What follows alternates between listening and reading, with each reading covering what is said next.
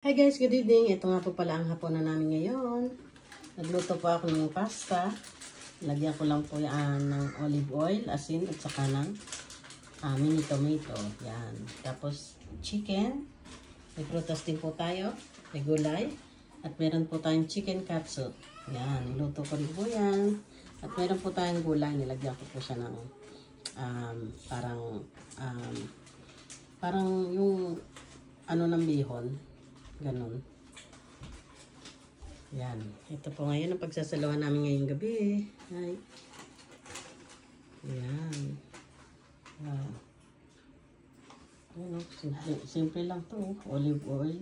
Kung walang olive oil, yung ano lang, mantika. Tapos yan. Bawang. Kamatis na maliliit. Yan.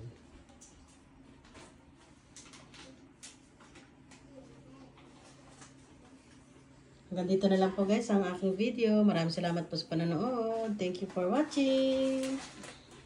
Bye bye. Follow for more. Thank you. Bye.